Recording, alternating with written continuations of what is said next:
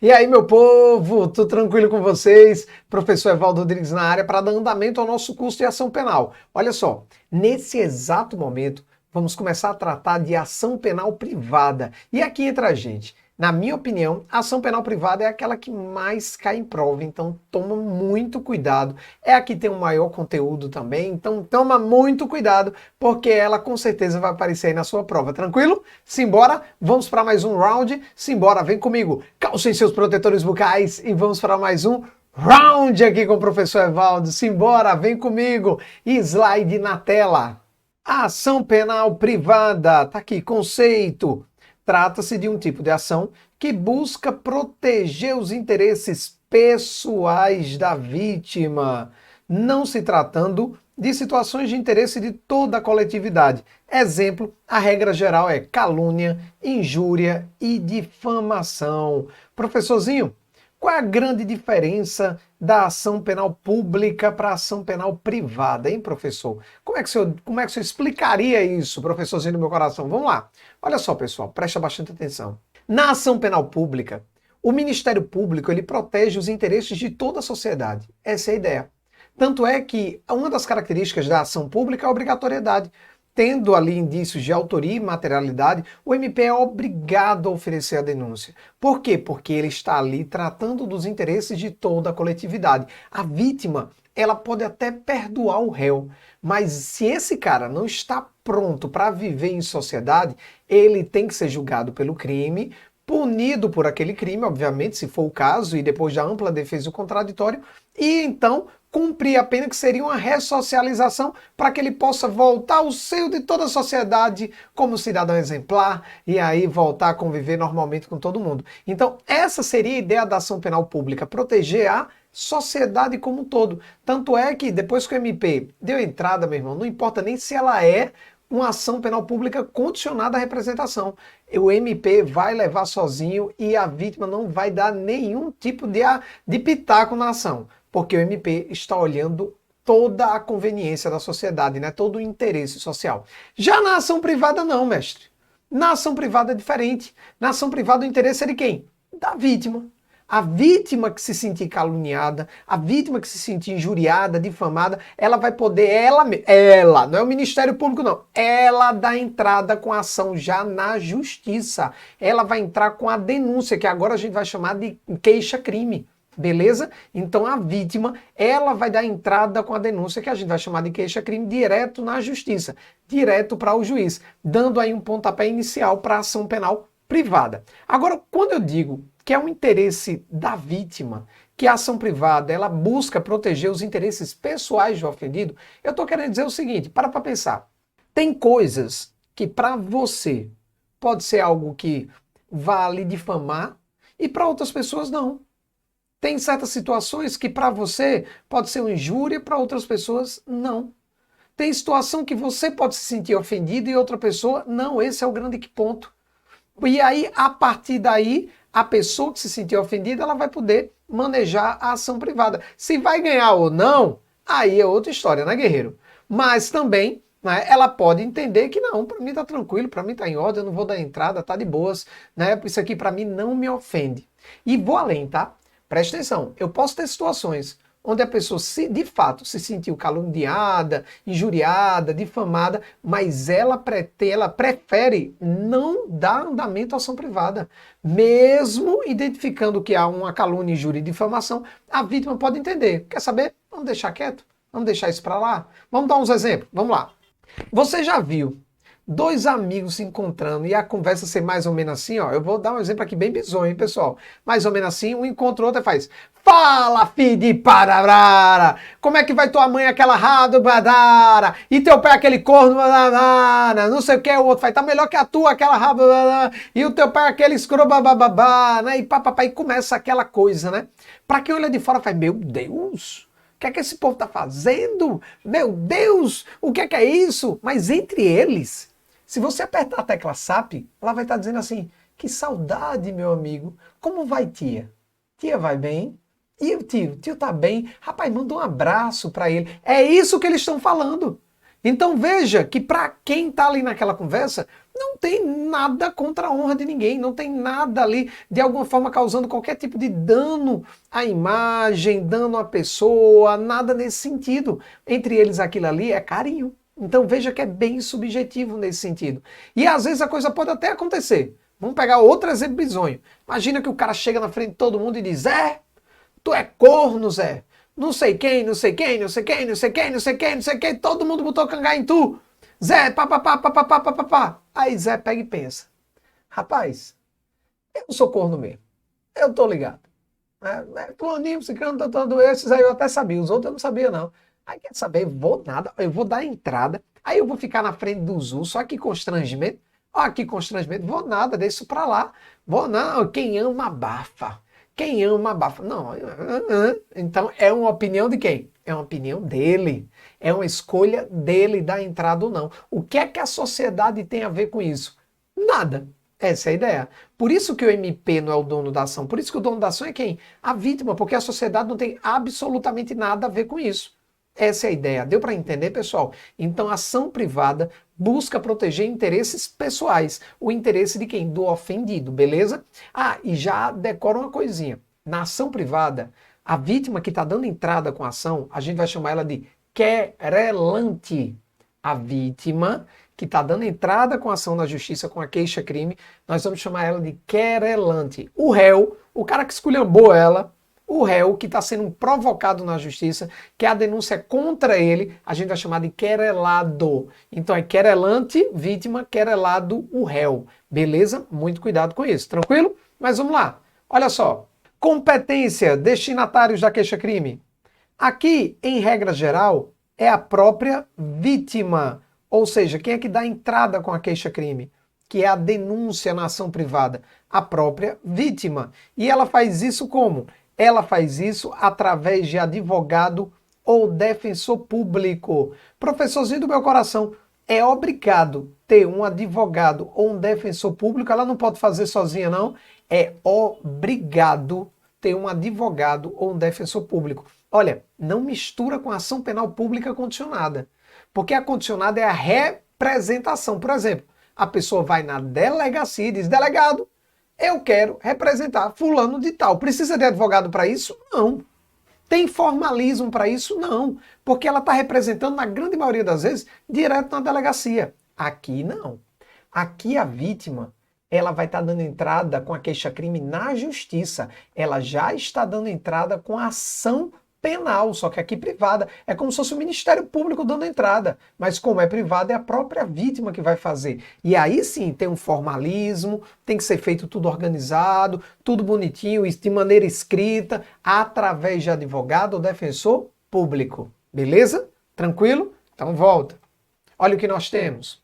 Então tá aqui. Aqui, em regra geral, é a própria vítima que impetra a ação penal privada na justiça, no fórum, dando o pontapé inicial para o início do processo penal. A queixa-crime é dirigida ao juiz competente. A queixa-crime é dirigida ao juiz competente. E aqui a gente tem outra situação, né? Porque na ação penal pública condicionada à representação do ofendido, ele pode representar ao delegado, ele pode representar direto ao MP, ou ele pode representar direto ao juiz. E aí é sempre o MP que dá entrada com a denúncia. Aqui na ação privada, como eu já estou falando da queixa-crime, que é a denúncia da vítima, não tem esse negócio de representar. A queixa-crime é a própria ação, ela está dando entrada com a ação já direto no fórum, já direto na justiça. E é sempre para quem?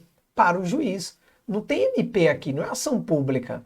Ela pode até pedir para o delegado abrir um inquérito antes, o delegado investigar, tudo bonitinho. Vou dar um exemplo para ficar melhor. Imagina que você está no local público, na repartição pública, por exemplo, e uma pessoa vai lá e, sei lá, difamação total lá. E aí você quer pegar o depoimento de todo mundo que escutou. Você sozinho não é obrigado, não consegue obrigar ninguém a depor.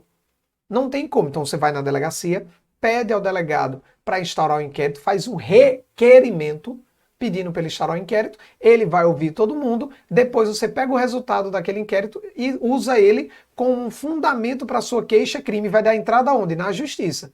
É a mesma coisa que o Ministério Público faz, só que aqui é na ação privada. Tranquilo? De boa, né? Beleza, vamos caminhando. O que nós temos agora? Titularidade, a gente está falando sobre isso, vamos ver como é que está isso bem direitinho na letra da lei. Então vamos lá, vem comigo, olha só.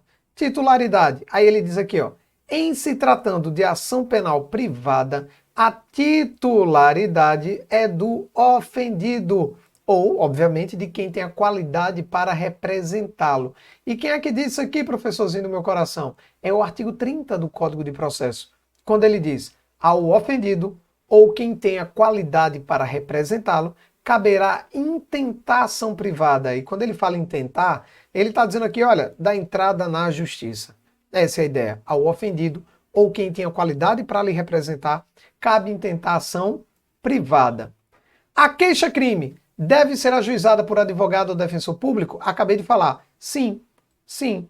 Como a queixa-crime é um ato formal, tem que ser feito por escrito, tudo bonitinho, que provoca o início da ação penal privada, deve ser impetrada na justiça por meio de advogado constituído ou defensor público. Assim, caso o querelante, que é a vítima que está dando entrada, não possua condições financeiras para arcar com os custos de um advogado, o Estado deve proporcionar um defensor. Então é aquilo que a gente viu, né, pessoal? É um ato formal, a queixa-crime, ela dá entrada direto na justiça e precisa de um advogado ou defensor. Tranquilo? Beleza, mas vamos continuar aprofundando. Vamos falar agora do artigo 32, parágrafo 1º e 2º. Vem comigo. Olha só. Artigo 32 do Código de Processo. Nos crimes de ação privada, o juiz, a requerimento da parte que comprovar sua pobreza, nomeará advogado para promover a ação penal. Lembrando que o código é de 41 e hoje esse advogado, né, na grande maioria das vezes, é defensor público. Aí ele diz, considera-se pobre. Quem é pobre para o Código de Processo Penal?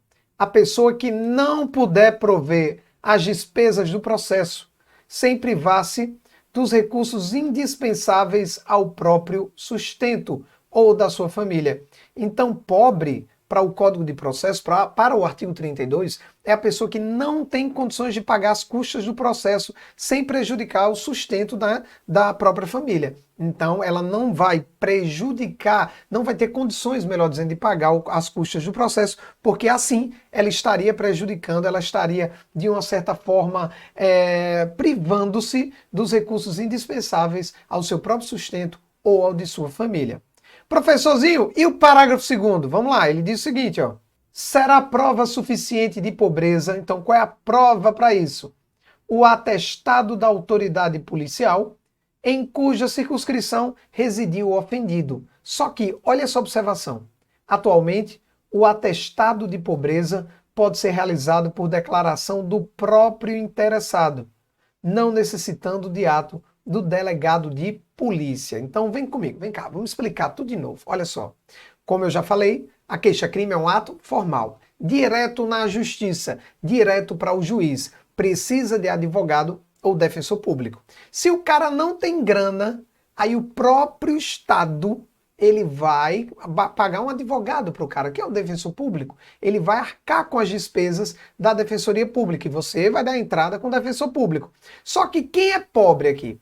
Pobre é aquela pessoa que, se for pagar um advogado, vai estar prejudicando o seu próprio sustento ou de sua família. Esse é o pobre. E aí, como é que a pessoa prova que é pobre? O Código de Processo, ele diz, tem que ter uma declaração do delegado da área da sua casa, da sua circunscrição. Só que o Código é de 41. Hoje basta que a própria vítima, que vai dar entrada com a ação, já faça de próprio punho que ele se autodeclara pobre na forma da lei. Obviamente, se for público e notório que isso é, né, é mentira, não tem eira nem beira, não, o próprio juiz não vai aceitar esse atestado de pobreza. Beleza? Então a declaração hoje pode ser do próprio punho, mas de qualquer forma, fica ligado que a letrinha da lei fala em atestado da autoridade policial. Agora eu confesso a vocês que isso aqui é muito difícil cair, mas como a ideia do curso é ver tudo de maneira completa, então tá aí, muito cuidado com isso. Beleza, meu povo? Até aqui tudo bem? Tudo tranquilo? E para fechar essa introdução inicial aqui com o professor Evaldo de você, tudo a ver. Olha só, eu falei que a queixa-crime é um ato formal. Agora eu preciso que você veja isso na letrinha da lei, porque na grande maioria das vezes o que vai cair na sua prova é a letrinha da lei. Então vamos ver o artigo 41 e o artigo 44 sobre o tema. Vem comigo. Olha só, a queixa-crime é um ato formal? Sim. Deve ser feita por escrito, observando o artigo 41 e 44. Vamos dar uma olhada neles. Artigo 41. Ele diz o seguinte, ó. A denúncia ou queixa, veja que ele não faz diferença entre denúncia ou queixa. Olha como é interessante. A denúncia, como a gente já estudou, ela é feita por quem? Pelo MP, nos crimes de ação penal pública, seja ele condicionado ou incondicionado. Já a queixa-crime, é feita por quem? É feita pela vítima. Aqui a gente vai ter a vítima. É feita pela vítima. E aí eu tenho sempre ação privada. E aqui o código não faz diferença. Seja denúncia, seja queixa, vai ter que ser feita da mesma forma, porque a denúncia dá início à ação penal pública e a queixa dá início à ação penal privada. Então elas têm que seguir a mesma ideia. E que ideia é essa? Primeiro, vamos contar todo o fato criminoso. Tem que estar narrado toda a exposição do fato criminoso, com todas as suas circunstâncias. Tem que qualificar o acusado. Tem que qualificar o acusado, ou, se você não tiver a qualificação dele completa, os esclarecimentos pelos quais se possam identificá-lo. Vai ter que trazer a classificação do crime e, quando necessário, o rol de testemunhas. E ele fecha no 44 dizendo: a queixa poderá ser dada por procurador com poderes especiais. E como a gente já viu, o que é um procurador com poderes especiais? Como é que isso acontece? Quando o cara tem uma procuração e dentro dessa procuração, ou seja, desse instrumento, tem que constar o nome da vítima, o nome do querelante, tem que constar o fato criminoso, então na própria procuração tem que constar o fato criminoso, salvo se você ainda precisa de investigações para descobrir determinados detalhes sobre o crime. Mas tem que ter o nome do querelante e o fato criminoso, pelo menos aquilo que é conhecido. Daí a ideia que é procurador com poderes especiais, porque aqui é uma procuração específica. Tem que detalhar, inclusive, os detalhes conhecidos do fato criminoso. Traduzindo isso aqui, já falamos pela milésima vez. A queixa-crime é um ato formal? Sim. Vai dar início à ação penal privada? Sim. E o Código de Processo não faz diferença entre a denúncia do MP e a queixa-crime do ofendido. Professor, como é que ficaria isso na prática, hein? Na prática seria assim, vamos fazer uma denúncia comigo rapidinho aqui? Vamos lá. Bota o papelzinho aí e a gente vai. Começa assim, ó. O Ministério Público ou o querelante, através do seu representante legal, fulano, papapá, vem por meio desse, né, apresentar denúncia ou queixa-crime contra fulaninho, tal. Nome da mãe, nome do pai, identidade, CPF, endereço, data de nascimento, estado civil, vai qualificar ele inteiro. Aí, pelos fatos que se segue, aí vai contar o fato. No dia tal, fulaninho estava andando, quando fez isso, assim, assado, vai contar tudo o que aconteceu. E no final vai classificar, vai dizer, diante do exposto, somos pela condenação, porque a denúncia, a queixa, ela tem um pedido. Qual é o pedido? Condenação de fulaninho nos crimes tipificados no artigo tal. E depois você vai pedir diligências ou o rol de testemunha, se for necessário. Deu para entender? Então, queixa-crime e denúncia pode ser feita da mesma forma. Na verdade, deve ser feita no mesmo roteirinho. A diferença é que uma é assinada pelo MP, outra pelo querelante, pela vítima. Essa é a diferença. E lembrando que a vítima pode até passar essa prerrogativa para outra pessoa. Agora, essa pessoa tem que ser passada por meio de uma procuração com poderes especiais. E dentro da procuração tem que conter todo o fato narrado. Por isso que é uma procuração com poderes especiais. Deu para entender, pessoal? Até aquele tranquilo, tudo bem? Outro ponto importantíssimo e que cai bastante na sua prova são as características da ação penal privada. Aí sabe qual é o problema, guerreiro? O problema aqui é que ele vai ficar confundido o tempo todo as características da ação penal privada com as características da ação penal pública. Então você tem que ter muito cuidado com isso aqui, beleza? Vamos dar uma olhada? Vem comigo, olha só o que eu tenho. Características da ação penal privada. E a primeira característica aqui é a oportunidade e conveniência. A gente meio que já falou sobre isso, hein?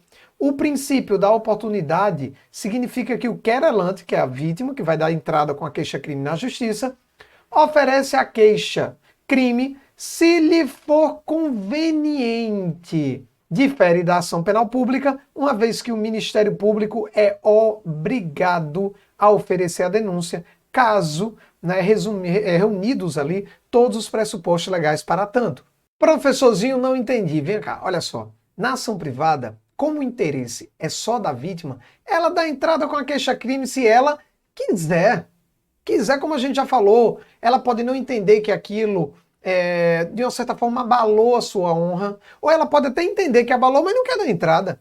Essa é a ideia. Então, ela dá entrada se ela quiser. Daí a ideia de que a primeira característica da ação penal privada é a conveniência ou oportunidade. Ela dá entrada se ela achar conveniente. Ela dá entrada se ela achar oportuno. E aí você, que está aí desse lado, não pode confundir com a obrigatoriedade da ação penal pública.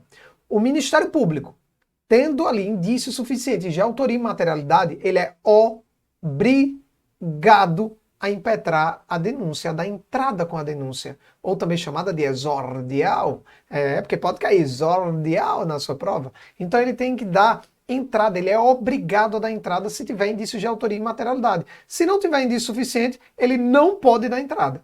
Essa é a ideia. Então, para o MP, obrigatoriedade; para a vítima, conveniência ou oportunidade. Tá facinho, né?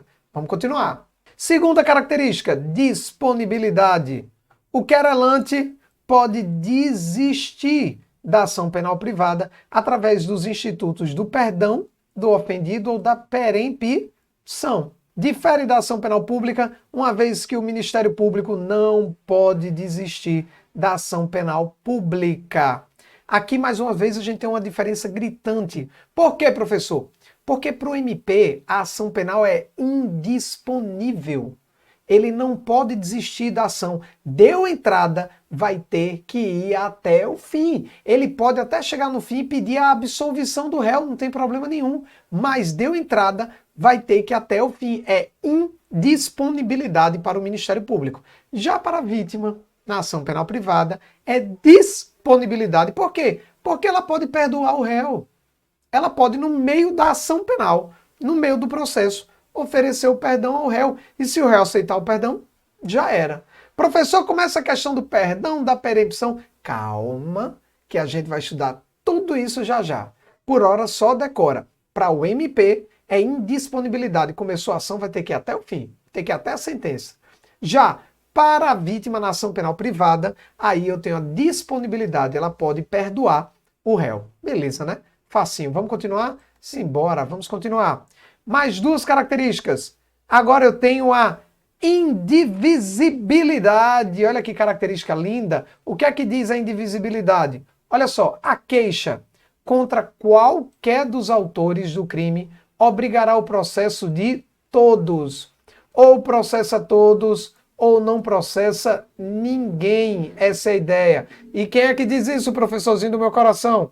Quem diz isso é o artigo 48 do Código de Processo Penal. Quando ele diz: a queixa contra qualquer dos autores do crime obrigará o processo de todos e o Ministério Público velará pela sua indivisibilidade. Então ele já está dizendo, olha, a ação penal privada é indivisível. É isso que ele está dizendo. Volta aqui para mim. Meu povo amado, quando a gente estudou a ação penal pública, nós vimos que há uma brigazinha entre a doutrina e a jurisprudência. A doutrina diz que a ação penal pública é indivisível. A jurisprudência diz que a ação penal pública é divisível. Quando a gente vem para a ação privada, isso na ação privada cai que só a molesta. Quando a gente vem na ação privada, a ideia é que ela é indivisível. Sempre. É sempre indivisível. Na verdade, tudo da ação privada ou vai para todo mundo ou não vai para ninguém. Ou vai para todo mundo ou não vai para ninguém. Então, muito cuidado com isso. A ação penal privada é indivisível. Deu para entender isso, pessoal? Tranquilo? Até aqui tudo bem? Show de bola, show de bola. Mais um para fechar. Intranscendência ou pessoalidade. Olha só, a ação penal só pode ser proposta contra quem praticou o delito. E aí, pessoal, a gente tem a mesma ideia da ação penal pública, né? Na ação penal pública, só pode responder pelo crime quem praticou o delito. A pena privativa de liberdade não passa da pessoa do condenado. Isso serve para tanto a ação penal pública como para a ação penal privada. Então, resumindo, tirando a intranscendência, que é comum na pública e na privada, o resto é completamente o inverso. Se na pública é obrigatoriedade, na privada é conveniência ou oportunidade. Se na pública eu tenho a indivisibilidade ou divisibilidade, dependendo da situação, dependendo se é a doutrina ou o STJ, na privada eu tenho indivisibilidade. Se na pública eu tenho indisponibilidade, começou, vai ter que ir até o fim, na privada eu tenho disponibilidade, porque ela pode dispor. Então, muito cuidado com isso, muito cuidado mesmo. Eu até sugiro, faça uma tabelinha, né, falando, oportunidade e conveniência de um lado, obrigatoriedade do outro, disponibilidade de um lado, indisponibilidade do outro. Indivisibilidade de um lado, do outro, divisibilidade ou indivisibilidade. E a intranscendência é o único aspecto que é comum aos dois tipos de ação. Beleza, né, pessoal? Até aqui tudo bem, tudo tranquilo, não é? Show de bola. Olha só, agora nós vamos falar de alguns tópicos que são comuns tanto na ação penal pública condicionada como na ação penal privada. Então são tópicos que nós já vimos, eu só vou relembrar e a gente passa um pouco mais rápido, beleza? Simbora, vem comigo. Vamos começar aqui com a titularidade no caso de morte do ofendido ou no caso de ausência do ofendido. Como é que fica isso? Da mesma forma que a ação penal pública condicionada à representação do ofendido. Olha o que ele diz. No caso de morte do ofendido, ou quando declarado ausente por decisão judicial, o direito de oferecer a queixa ou prosseguir com a ação passará ao cônjuge, ascendente, descendente ou irmão, e tem que ser nessa ordem. É o famoso CAD. É o famoso CAD. E ele continua. Se comparecer mais de uma pessoa com o direito de queixa, terá preferência o cônjuge e, em seguida, o parente mais próximo, na ordem do artigo 31. Ou seja, primeiro se tenta o cônjuge, se ele não quiser o ascendente, se os ascendentes não quiserem descendente, e por fim o irmão. Por isso tem que decorar na ordem, tem que decorar o CAD. O CAD. Essa é a ideia, muito cuidado com isso. Aí ele diz, podendo, entretanto, qualquer delas prosseguir na ação, caso o querelante desista da instância ou abandone. Essa é a ideia. Então, cuidado. Do mesmo jeito que na ação penal pública condicionada, se a vítima morrer, o CAD entra em jogo, ou se a vítima for declarada ausente, o CAD entra em jogo, na ação privada é a mesma coisa. Só que tem um detalhe. Cuidado. Na ação penal pública condicionada, se a vítima morre ou é declarado ausente, o CAD entra para fazer a representação. A competência do CAD é representar. E ele pode representar o juiz, ao MP ou ao delegado. Se a vítima morre ou é declarado ausente na ação penal privada, aí o CAD entra agora para fazer a queixa-crime e dar entrada direto na justiça através de advogado ou defensor. Então tem só esse detalhezinho. Na condicionada é para representação, na privada é para queixa-crime. Tranquilo, né? De boa. Vamos continuar fazendo essa revisão e vendo essas coisinhas que são comuns, tanto na condicionada quanto na privada. Vem comigo. Olha só. Titularidade agora no caso de menor de 18 anos ou mentalmente enfermo ou retardado mental. Lembrando mais uma vez que o código fala disso, tá? Nós vamos ver isso agora no artigo 33. Olha só. Se o ofendido for menor de 18 anos, mentalmente enfermo, ou ainda retardado mental, tá vendo que é o código falando, não atualizaram isso, então cuidado, na sua prova deve vir assim. E não tiver representante legal ou colidir os interesses desse com o daquele, o direito de queixa poderá ser exercido por curador especial, nomeado de ofício ou a requerimento do Ministério Público pelo juiz competente para o processo penal. E aqui, o que é que a gente tem? Se ele for menor de 18 anos, mentalmente enfermo ou retardado mental, quem é que tem o poder agora de dar entrada com a queixa-crime? O seu representante legal. E aí, quem é esse representante legal, professorzinho do meu coração? É quem tem a guarda. Agora pode ser mamãe, papai, vovó, vovô, tio, primo, quem tiver com a guarda dele. Então lembra, do mesmo jeito que na condicionada, se a vítima for menor de idade, quem vai poder entrar com a representação para o juiz, MP, o delegado, é o representante legal, na privada é a mesma coisa. Se for menor de 18 anos, por exemplo, quem vai poder entrar com a queixa-crime na justiça é o representante legal, é quem tem a guarda. Agora, se ele não tem representante legal, ou estão colidindo os interesses, ou seja, foi o representante legal que fez besteira, aí o juiz de ofício, ou a requerimento do Ministério Público, ele vai nomear um curador especial. E aí, muito cuidado, que é primeiro o representante, depois curador especial. E esse curador vai ser uma pessoa nomeada pelo juiz. Pode ser alguém da equipe multidisciplinar, pode ser alguém da família, o juiz é quem decide. Essa é a ideia. E ele vai representar o cara só naquele processo. Então veja, é a mesma coisa da ação penal pública condicionada. A única diferença é que ao invés de representar, esse representante legal ou curador, se for o caso, vai entrar com a queixa-crime direto na justiça. Beleza? Show, né? E aí, para fechar, o artigo 34 vem e diz o seguinte: se o ofendido for menor de 21 anos, então a vítima é menor de 21 anos e maior de 18 anos, ou seja, está entre 18 e 21, o direito de queixa poderá ser exercido por ele ou por seu representante legal. Professor, não entendi isso. Vem cá, olha só. Antigamente, tinha uma parada que se chamava menoridade penal. Essa era a ideia. E aí, menoridade penal era justamente isso. Era aquele cara que tinha entre 18 e 21 anos. Com o Código Civil de 2002, acabou esse negócio. Em 2002, meu irmão, fez 18 anos, você é de maior e já era. Não tem mais esse negócio, não. Então, tecnicamente, o artigo 34, ele foi revogado tacitamente. Ele não está mais valendo. Isso aqui, ó, foi revogado. Revogado. Por que foi revogado? Porque não tem mais essa figura. Tá? Não tem mais essa figura. Então isso aqui foi revogado. Eu não tenho mais o menor de 18 até 21 anos que tem que ser representado por um representante legal. Não, agora é ele mesmo que faz. Então isso não está valendo mais. Deu para entender, pessoal? Ah, professor, e como é que fica na nossa prova? Você pode ir por exclusão, essa é a maneira mais prudente, mas a ideia é que não está valendo, isso aqui está errado. Beleza? E para fechar isso aqui, para fechar toda essa parte, vamos dizer assim, de comparação da ação penal condicionada com a privada, vamos falar das pessoas jurídicas? Simbora! Olha só o que nós temos aqui.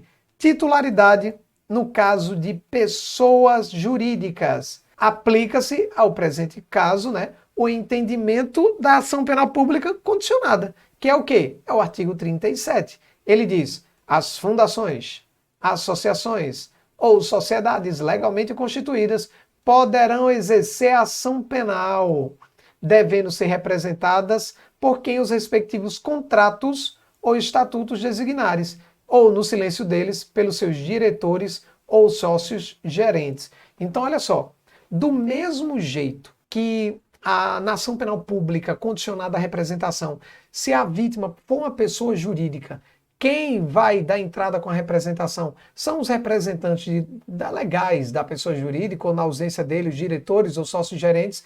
Aqui, na ação privada, é a mesma coisa. A única diferença é que ao invés de entrar com a representação, vão entrar com a queixa-crime direto na justiça. Essa é a diferença. Beleza? Mas é a mesma ideia. A pessoa jurídica pode entrar com a queixa-crime, ação penal privada. A pessoa jurídica pode entrar com a representação na delegacia, juiz ou MP, na ação penal pública condicionada. Exatamente. E na incondicionada, aí não tem nem vítima. Aí é só o MP reinando. Tranquilo, pessoal? Então, resumindo, se você parar para analisar, nós vamos ter a titularidade no caso de morte e ausência do ofendido, que é o CAD. Vamos ver aqui a questão do menor de 18, mentalmente enfermo e retardado mental, que é a questão do representante legal ou, na ausência dele, o curador especial. E ainda a titularidade no caso de pessoas jurídicas é idêntico, tanto na ação privada quanto na ação penal pública condicionada à representação. Só muda o que eles fazem. Um representa, outro dá entrada com ação já na justiça. Deu para entender, pessoal? Tudo tranquilo até aqui? Olha só, por hora esse bloco vai ficando por aqui. E, enfim, já pega, já assiste o próximo, já vai lá, porque você já continua com a ação privada aí, ó, já vai fazendo tudo direitinho, beleza? Por hora é só, um beijo, um sorriso e até a próxima. Fui!